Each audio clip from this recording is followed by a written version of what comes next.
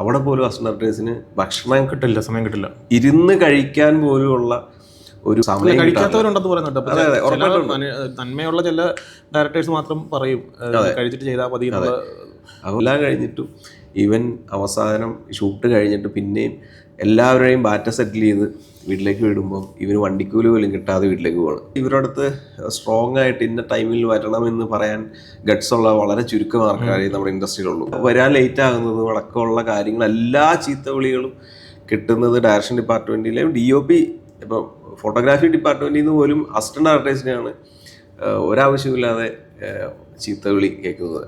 ഞാൻ ചീഫായിട്ട് വർക്ക് ചെയ്ത സിനിമയിലെ അസിസ്റ്റന്റ് ഡയറക്ടേഴ്സിന് ആണ് മലയാള സിനിമാ ചരിത്രത്തിൽ ആദ്യമായിട്ട് ബാറ്റ സിസ്റ്റം കൊണ്ടുവന്നത് എന്ന് പറയാൻ പറ്റും.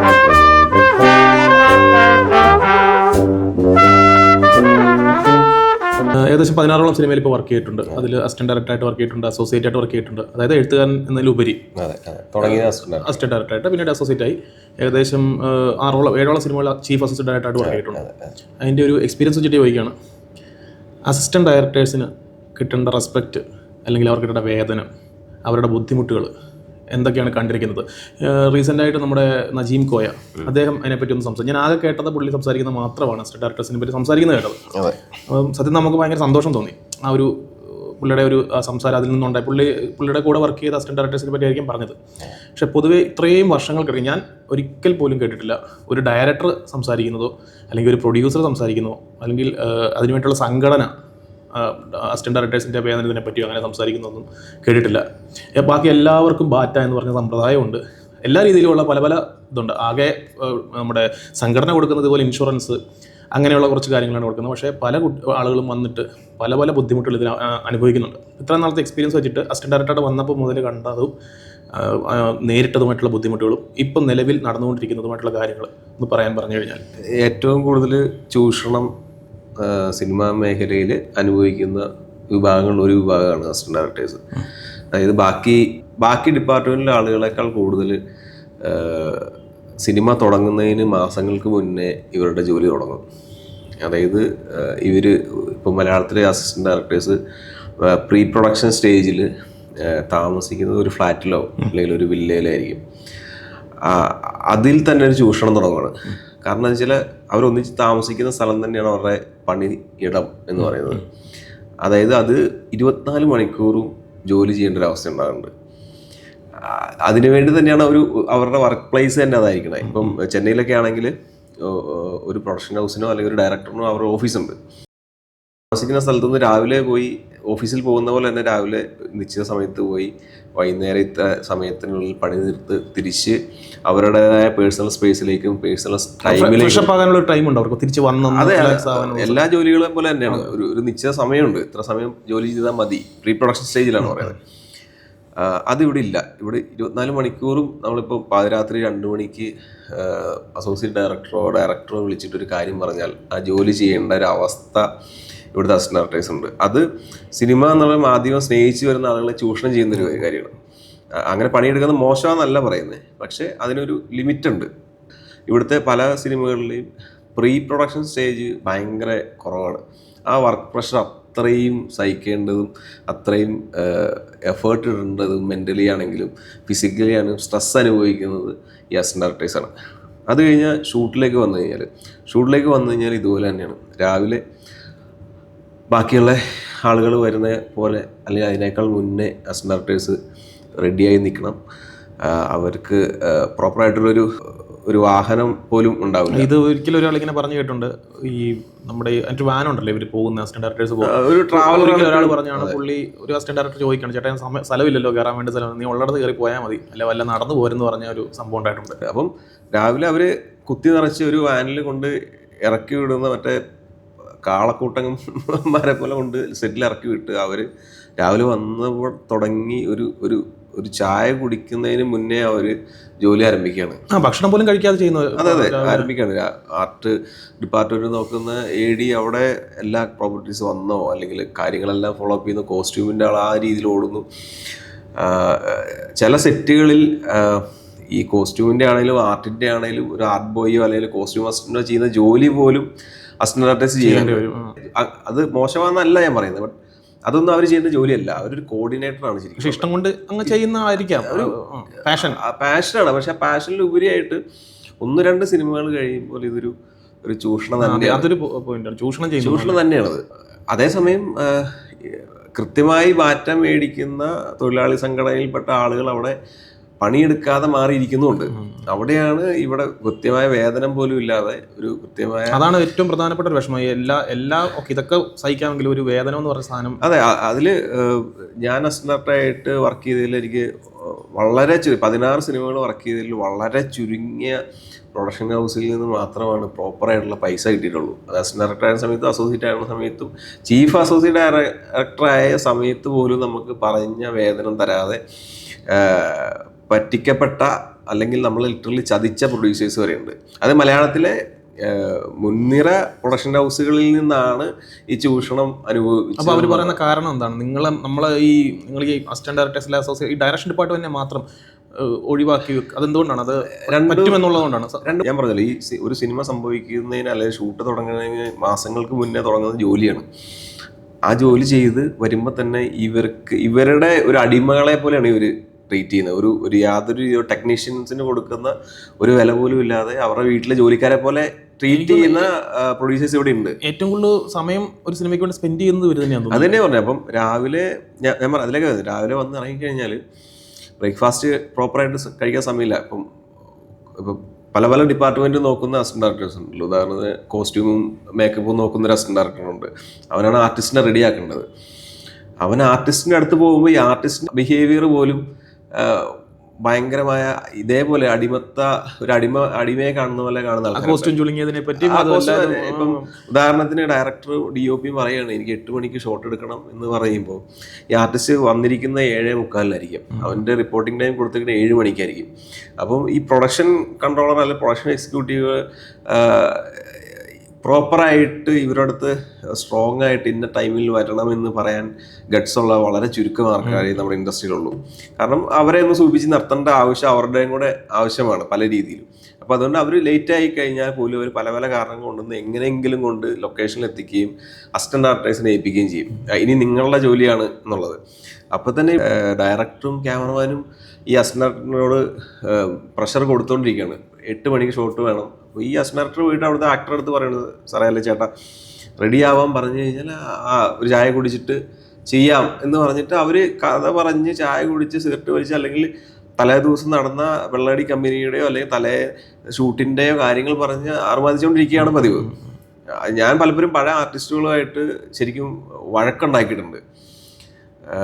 ലിറ്ററലി വഴക്ക് കൂടി ചീത്ത വിളിയായ സംഭവങ്ങൾ വരെ ഉണ്ടായിട്ടുണ്ട്. അപ്പം ഇവരും ഈ അസിസ്റ്റന്റ് ഡയറക്ടേഴ്സിനെ കാണുന്നത് അവരുടെ ഒരു വീട്ടുജോലിക്കാരൻ്റെ ലാഘവത്തോടുകൂടി തന്നെയാണ്.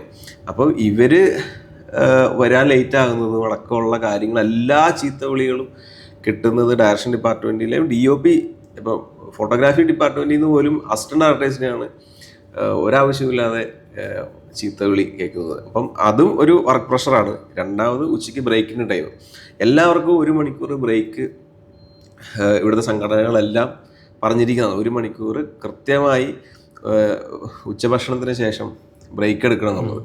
അവിടെ പോലും അസിസ്റ്റന്റ് ഡയറക്ടേഴ്സിന് ഭക്ഷണം കിട്ടില്ല, സമയം കിട്ടില്ല, ഇരുന്ന് കഴിക്കാൻ പോലുമുള്ള ഒരു സമയം കഴിക്കാത്തവരുണ്ടെന്ന് പറയുന്നുണ്ട്. നന്മയുള്ള ചില ഡയറക്ടേഴ്സ് മാത്രം പറയും കഴിച്ചിട്ട് ചെയ്താൽ മതി. അപ്പം അവർക്ക് പിന്നെയും കിടക്കുവാണ്. അടുത്ത ഉച്ച കഴിഞ്ഞ് വെക്കുന്ന ആദ്യത്തെ ഷോട്ടിലേക്ക് വേണ്ടിയിട്ടുള്ള ഒരുക്കങ്ങൾക്ക് വേണ്ടി അവർ പിന്നെയും 1 മണിക്കൂർ ഓട്ടമാണ്. ആ 1 മണിക്കൂർ ഇവിടുത്തെ നമ്മൾ കൃത്യമായി മാറ്റം മേടിക്കുന്ന എല്ലാവരും വിശ്രമിക്കണം. അവിടെ അസിസ്റ്റന്റ് വിശ്രമമില്ല. ഇതെല്ലാം കഴിഞ്ഞ് ഷൂട്ട് ചെയ്തൊരു നമ്മുടെ കോൾ ഷീറ്റൊക്കെ അനുസരിച്ച് 9 മണി 9:30 വരെ പോവാം. 9:30 പണി തീർന്നതിന് ശേഷവും ഞാനൊക്കെ അസിസ്റ്റന്റ് ഡയറക്ടർ ആയപ്പോഴും ഇപ്പോഴത്തെ അസിസ്റ്റന്റ് ഡയറക്ടേഴ്സും അവർ വാഹനത്തിന് വേണ്ടി വെയിറ്റ് ചെയ്യുന്നു. ബാക്കി എല്ലാ ആർട്ടിസ്റ്റുകളെയും കയറ്റിവിട്ട് എല്ലാ ടെക്നീഷ്യൻസിനെയും കയറ്റിവിട്ടിട്ട് അവസാനം ഒരു ട്രാവലർ വെയിറ്റ് ചെയ്യണം അവർക്ക് വേണ്ടിയിട്ട്. അതിൽ അവർ കയറിയിരുന്ന് ഉറങ്ങുവാണ്. കയറി ചെന്നും അവിടെ ഉറങ്ങിപ്പോകും. അത് കഴിഞ്ഞിട്ട് അവിടുന്ന് യാത്ര ചെയ്ത് റൂമിലെത്തി പിന്നെ അവരുടെ ജോലി അടുത്ത ദിവസത്തെ അന്നത്തെ റിപ്പോർട്ടും കാര്യങ്ങളും എഴുതി പിറ്റേ ദിവസത്തെ സ്ക്രിപ്റ്റ്, അന്നത്തെ സ്ക്രിപ്റ്റ് എടുത്ത് വെച്ച് ഷൂട്ടിംഗ് സ്ക്രിപ്റ്റ് ടേക്കൺ ഫയലുകളാക്കി മാറ്റി ബാലൻസ് ഉള്ളത് പിറ്റേ ദിവസത്തെ ചാർട്ട് അനുസരിച്ചുള്ള കാര്യങ്ങളിലേക്കും കടക്കുകയാണ്. അപ്പോൾ അവർ ഉറങ്ങുന്നത് ഒരു പക്ഷേ 2 മണി 2 3 മണിക്കുമായിരിക്കും. അപ്പോഴത്തേനും ഇവർ കഴിക്കാനുള്ള ഫുഡെല്ലാം കഴിക്കായിട്ടുണ്ടാവും. അത് പ്രൊഡക്ഷൻ്റെ അടുത്ത് പറഞ്ഞു കഴിഞ്ഞാൽ അതിന് പരാതിയായി, പരിഭവമായി, കാര്യങ്ങളായി, അതിനെ പറഞ്ഞ ധിക്കാരിയായി മാറുകയാണ്. അപ്പോൾ അത്രത്തോളം ഒരു ദിവസത്തെ കഥയാണ് ഈ പറയുന്നത്. രാവിലെ ഒരു 5 മണിയെങ്കിലും എഴുന്നേറ്റെങ്കിലല്ലേ നമുക്ക് 6 മണിക്കെങ്കിലും ഉറപ്പായിട്ടും രാവിലെ 5 മണിക്ക് എങ്ങനെയൊക്കെയോ എഴുന്നേറ്റ് കുളിച്ച് റെഡിയായി വണ്ടി വന്ന് വെയിറ്റ് ചെയ്യണം, കയറി പോകുന്നു, പണിയെടുക്കുന്നു. ഇത് ഒരു ദിവസത്തെ കഥയാണ് പറഞ്ഞത്. ഇങ്ങനെ ഒരു 10-45 ദിവസം കണ്ടിന്യൂസ് ആയിട്ട് കംപ്ലീറ്റ്ലി ആള് 45 ദിവസം വർക്ക് ചെയ്യുന്ന ഒരു മനുഷ്യനെ സംബന്ധിച്ച് ആലോചിച്ച് നോക്കുക. അപ്പോൾ അവൻ പാഷൻ എന്ന് പറഞ്ഞ ഒറ്റ കാര്യത്തിലാണ് മുന്നോട്ട് പോയത്. ഓക്കെ, ഇതെല്ലാം കഴിഞ്ഞിട്ടും ഇവൻ അവസാനം ഷൂട്ട് കഴിഞ്ഞിട്ട് പിന്നെയും എല്ലാവരുടെയും ബാറ്റ സെറ്റിൽ ചെയ്ത് വീട്ടിലേക്ക് വിടുമ്പം ഇവന് വണ്ടിക്കൂലി പോലും കിട്ടാതെ വീട്ടിലേക്ക് പോവാണ്. അത് കഴിഞ്ഞ് ഇതിൻ്റെ ഡബ്ബിങ്ങോ അതിൻ്റെ എഡിറ്റിങ്ങോ വയ്ക്കുന്നത് പിന്നെയും വരുവാണ്. ഈ ഡബ്ബിങ്ങിനും ഇതേപോലെ കാര്യങ്ങൾ. അപ്പോൾ ഇവർ ഒരു കംപ്ലൈൻറ്റ് പറഞ്ഞു കഴിഞ്ഞാൽ അല്ലെങ്കിൽ എന്തെങ്കിലും ചോദിച്ചു കഴിഞ്ഞാൽ എന്താണ് അവസരം തരുന്നു എന്ന് മാത്രമാണ് അവർ പറയുന്നത്? എന്താണ് ആദ്യ കാലഘട്ടങ്ങളിൽ ആദ്യമായിട്ട് അസിസ്റ്റന്റ് ഡയറക്ടർ ആവുന്ന ആൾക്ക് 5 പൈസ കിട്ടില്ല. ക്ലാപ്പിലേക്കാണ് വരുന്നത്. ക്ലാപ്പ് അത് പല ഇതുണ്ട്. നമ്മുടെ മലയാളത്തിൻ്റെ അനുസരിച്ച് ക്ലാപ്പ് ആൻഡ് റിപ്പോർട്ട് എന്നുള്ളൊരു ഇതിലാണ് ഫസ്റ്റ് കിട്ടുക. പക്ഷെ അത് പ്രോപ്പറായിട്ടുള്ളൊരു വഴിയല്ല. കാരണം വെച്ച് കഴിഞ്ഞാൽ സിനിമ അറിയാവുന്നവർക്ക് അറിയാം, ക്ലാപ്പ് റിപ്പോർട്ട് എന്ന് വെച്ച് കഴിഞ്ഞാൽ നമ്മൾ എഡിറ്റിംഗ് ടേബിളിൽ സിനിമ ഇപ്പം ഷൂട്ട് ചെയ്യുന്ന പല ഓർഡറുകളിലായിരിക്കുമല്ലോ. അപ്പോൾ അത് എഡിറ്റർക്ക് മനസ്സിലാകാൻ വേണ്ടിയിട്ടാണ് ക്ലാപ്പും അതിൻ്റെ ക്ലിപ്പ് നമ്പർ റിപ്പോർട്ടും എല്ലാം വ്യക്തമായിട്ട് എഴുതുന്നത്. അപ്പം ആദ്യത്തെ വരുന്ന ഒരു അസിസ്റ്റന്റ് ഡയറക്ടർക്ക് ഇതിൻ്റെ സീരിയസ്നെസ്സോ ഇത് എന്തിനാ ചെയ്യുന്നത് പോലും അറിയാതെ ശരിക്കും എക്സ്പീരിയൻസ് ആയിട്ടുള്ള ഒരാൾ ചെയ്യേണ്ടതാണ് അത് ചെയ്യുന്നത്. പണ്ടൊക്കെ ആർട്ട് അസിസ്റ്റൻ്റ് ആണ് ക്ലാപ്പ് അടിച്ചത്. അപ്പം അത് പ്രോപ്പറായിട്ട് ഈ റിപ്പോർട്ട് വെച്ചിട്ട് വേണം ഈ ഷൂട്ട് ലൊക്കേഷനോ ഈ ഷോട്ട് എന്താണെന്ന് അറിയാത്ത എഡിറ്റർ ഒരു റൂമിലിരുന്നിട്ട് ഇത് വായിച്ചിട്ട് വേണം അയാൾക്ക് എഡിറ്റ് ചെയ്യാൻ. അയാൾക്ക് സ്ക്രിപ്റ്റ് മാത്രമേ അറിയത്തുള്ളൂ. ചിലപ്പോൾ ലൊക്കേഷനിൽ സ്ക്രിപ്റ്റ് മാറിയിട്ടുണ്ടാവും, ഡയലോഗ് അങ്ങോട്ടും ഇങ്ങോട്ടും മാറിയിട്ടുണ്ടാവും, ഷോർട്സ് മാറിയിട്ടുണ്ടാവും.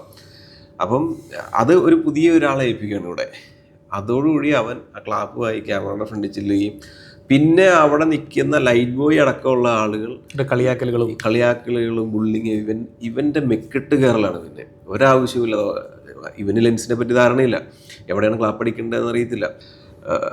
തൊട്ട് പടത്തിൽ ക്ലാപ്പ് അടിച്ച അസിസ്റ്റന്റ് ഡയറക്ടർ പോലും ഈ പുതിയതായിട്ട് വരുന്നവനെ ബുള്ളിയാൻ നിൽക്കുവാണ്.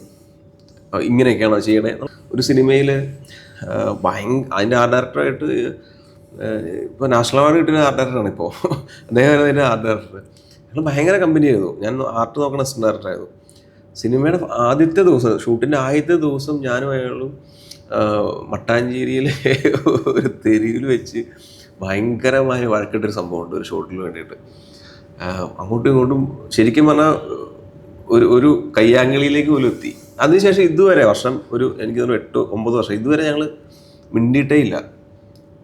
അപ്പം അങ്ങനെ കോസ്റ്റ്യൂം ഇതെല്ലാം പ്രശ്നങ്ങളെല്ലാം ഏറ്റുവാങ്ങേണ്ടത് അസിസ്റ്റന്റ് ഡയറക്ടറാണ്.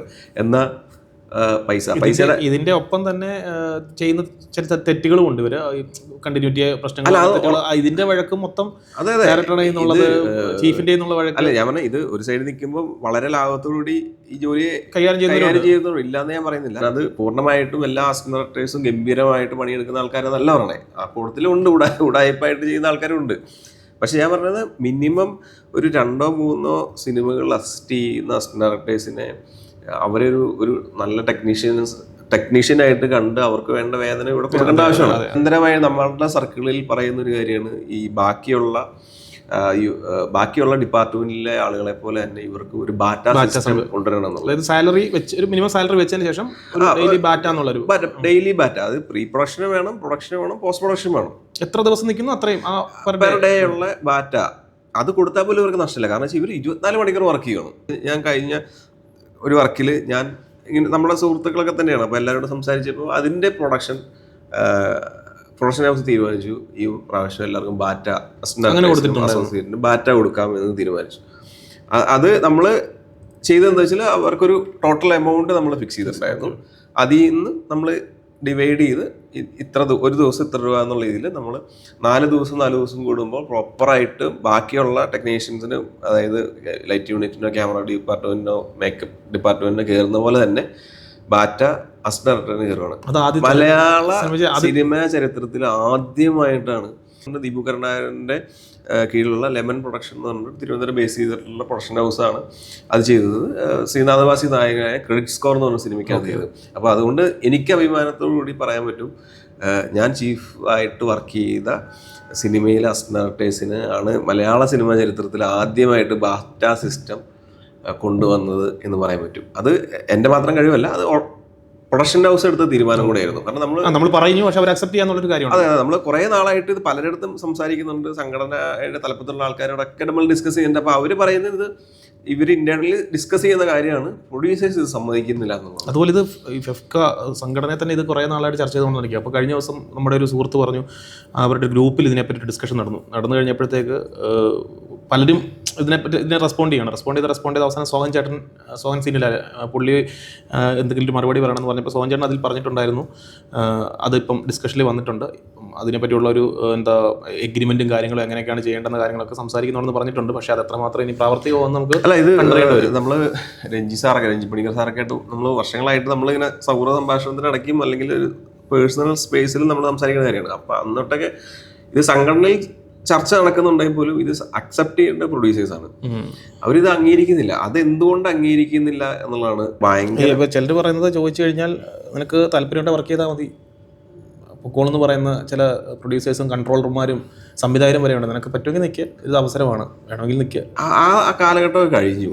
ഇപ്പം ഇന്ന് ഇപ്പം ഞാനൊക്കെ അസിസ്റ്റന്റ് ഡയറക്ടർ സമയത്ത് രണ്ടര വർഷത്തോളം പുറകെ പലരുടെയും നടന്നിട്ടാണ് നമ്മൾ അസിസ്റ്റന്റ് ഡയറക്ടർ കയറി. അന്നൊക്കെ നമുക്കിതൊന്നും പ്രശ്നമല്ല. പക്ഷെ അതേപോലെ അല്ല ഇന്നത്തെ കാലഘട്ടത്തിൽ അതിൻ്റെ അങ്ങനെ നമ്മൾ ചൂഷണം ചെയ്യപ്പെടേണ്ട ആവശ്യമില്ല. അതുപോലെ ചില സംവിധായകർ നിസ്സഹായരുമാണല്ലേ, ചില പ്രൊഡക്ഷൻ ഹൗസ് അവരുടെ അടിമയെ പോലെ സംവിധാനം ചെയ്യുന്ന ആൾക്കാരുണ്ട്. അപ്പം അവർക്ക് ഒന്നും സംസാരിക്കാൻ പറ്റത്തില്ല. നമ്മുടെ ചിലപ്പോൾ താല്പര്യം ഉണ്ടായിരിക്കും, അസിസ്റ്റന്റ് ഡയറക്ടേഴ്സിനെ പൈസ മേടിച്ച് കൊടുക്കണം, അങ്ങനെ ഞാൻ കേട്ടിട്ടുണ്ട്. ഇങ്ങനെ സംവിധായകർക്ക് ഒന്നും ചെയ്യാൻ പറ്റത്തില്ല അവസ്ഥ. സംവിധായകർ ചെയ്യാൻ പറ്റാത്ത അവസ്ഥ എന്താണ് സത്യസന്ധമായി ഞാൻ പറയാം. ഞാൻ വർക്ക് ചെയ്ത കുറച്ച് സിനിമകൾ ഞാൻ ഗോസ്റ്റ് ഡയറക്ടറായിട്ട് തന്നെയാണ് വർക്ക് ചെയ്തത്. ചീഫായിട്ട് വർക്ക് ചെയ്ത പടങ്ങൾ ഗോസ്റ്റ് ഡയറക്ടറായിട്ട് തന്നെയായിരുന്നു. അപ്പം അതിൻ്റെ ഒരു പ്രശ്നം ഇവർക്ക് പ്രൊഡക്ഷൻ ഹൗസിൻ്റെ അടുത്തോ അല്ലെങ്കിൽ കൺട്രോളറുടെ അടുത്തോ സംസാരിക്കാൻ പറ്റാത്തത് ഇവരെ സംബന്ധിച്ച് ഇവർക്ക് പണി അറിയത്തില്ല എന്നൊരു കാര്യമുണ്ട്. അതായത് ഇവരെങ്ങനെയോ സംവിധായകരായ ആൾക്കാരാണ്. ഇവർ എങ്ങനെയൊക്കെയോ പെട്ടു, ആരൊക്കെയോ സഹായിച്ചൊരു പ്രൊജക്റ്റായി. അപ്പോൾ അതുകൊണ്ട് തന്നെ ഇവർ ബാക്കിയുള്ള ആൾക്കാരെ ഇതേ പ്രൊഡ്യൂസറെ പോലെ തന്നെ ഇവരും ചൂഷണം ചെയ്യണം മറ്റുള്ളവരെ. അത് പൈസ പരമായിട്ടല്ല, അവൻ്റെ സ്കില്ലും അല്ലെങ്കിൽ അവൻ്റെ ടൈമും ഇവൻ ചൂഷണം ചെയ്യുകയാണ്. എന്നിട്ട് ഇവൻ ഡയറക്ടറാവുകയാണ്. അപ്പോൾ സ്വാഭാവികമായിട്ട് ഇവനെ സംബന്ധിച്ച് ഇവൻ ആരെ കൊന്നാലും സിനിമ ചെയ്യുക എന്നുള്ള ആറ്റിറ്റ്യൂഡിൽ വരുന്ന ആൾക്കാരാണ്. ഒരു ഷോട്ട് പോലും വെക്കാൻ അറിയാത്ത സംവിധായക പ്രതിഭകൾ ഇവിടെയുണ്ട്. ഇവിടെ പല വളരെ ഹിറ്റായ സിനിമകളുടെ സംവിധായകർ പോലും ഇത് അസിസ്റ്റന്റായിട്ടില്ല. അവർ സിനിമാ സെറ്റ് പോലും കണ്ടിട്ടില്ല. അവരെ സംബന്ധിച്ച് അവർ ഒരു അസിസ്റ്റന്റ് ഡയറക്ടർ അസോസിയേറ്റിനെ ചൂഷണം ചെയ്ത് അവർ സിനിമയാക്കുക എന്നുള്ളൂ. അവരെ സംബന്ധിച്ച് പ്രൊഡ്യൂസർക്ക് ഷൂട്ട് നടക്കുമ്പോൾ നമ്മളൊക്കെ ആലോചിക്കും, പാവം അവന് വേണ്ടി ചെയ്തു കൊടുക്കാം, അവൻ നമ്മളോടെയാണ് ഒരു പാവപ്പെട്ട പയ്യൻ എന്നുള്ള രീതിയിൽ വരും. പക്ഷെ അവന് കൃത്യമായ അജണ്ടയുണ്ട്. ഇത് ആരെയൊക്കെ എവിടെയൊക്കെ എപ്പോൾ നിർത്തണം, എപ്പോൾ ഒഴിവാക്കണം എന്നുള്ളത്. അങ്ങനെയൊക്കെ ആ രീതിയിൽ നമ്മൾ ചൂഷണം ഉറപ്പായിട്ടും അവർ പ്രൊഡ്യൂസർ സൈഡിലേക്കുള്ളൂ. കാരണം വെച്ചാൽ അവനെ സംബന്ധിച്ച് എങ്ങനെയും പൂർത്തിയാക്കി പുറത്തു വരിക എന്നുള്ളൂ. അതുകൊണ്ട് അത് പ്രത്യേകിച്ച് ആദ്യത്തെ സിനിമ എങ്ങനെയെങ്കിലും പൂർത്തിയാക്കുക, രണ്ടാമത്തെ തൊട്ട് പിന്നെ വേറെ രീതിയിൽ. പക്ഷെ ഇവർക്ക് പണി എഴുതണ്ടേ. ഇവരിപ്പോ ആദ്യത്തെ സിനിമ എങ്ങനെയൊക്കെ ചെയ്തു, രണ്ടാമത്തെ സിനിമയും ഞാൻ അസോസിയേറ്റ് ചെയ്ത ഒരു സിനിമയുടെ ഡയറക്ടർ ഇതേപോലെ തന്നെ പടം നമ്മളൊക്കെ കൂടെ ചെയ്ത് കഴിഞ്ഞ് ഇറങ്ങി കുഴപ്പമില്ലാതെ പോയി. അയാൾക്ക് അടുത്ത ഒരു പ്രൊഡക്ഷൻ ഹൗസ് അയാളെ അങ്ങോട്ട് വിളിക്കണം ആ സിനിമ കണ്ടിട്ട്, ഞങ്ങളുടെ പ്രൊഡക്ഷൻ ഹൗസിൻ്റെ അടുത്ത പടം നിങ്ങൾക്ക് അത് വിളിച്ച് ഷൂട്ട് തുടങ്ങിയപ്പോഴാണ് ആ പ്രൊഡക്ഷൻ ഹൗസ് അറിയുന്നത് ഇയാൾക്ക് ജോലി അറിയത്തില്ല എന്നുള്ളത്. അവസാനം അതിൻ്റെ പ്രൊഡ്യൂസർ ഒരു ഡയറക്ടർ ആയതുകൊണ്ട് അയാൾ കയറിയ പടം തീർത്ത് പടം ഇവിടെ സൂപ്പർ ഡ്യൂപ്പർ ഹിറ്റായി. അതിൻ്റെ സെക്കൻഡ് പാർട്ട് വരുന്നതിൽ ആ ഡയറക്ടറെ മാറ്റിയിട്ട് ആ സിനിമയുടെ സെക്കൻഡ് പാർട്ടിൻ്റെ ഡയറക്ടർ, ആ പടത്തിൻ്റെ അസോസിയേറ്റ് ഡയറക്ടറെയാണ് ആ പ്രൊഡ്യൂസർ വെച്ചത്. ഓക്കെ, എക്സ്പീരിയൻസ് ഉള്ള ഒരാളെ കാരണം അയാളായിരിക്കും ആ സിനിമ ചെയ്തു കൊടുത്ത അയാളായിരിക്കാം.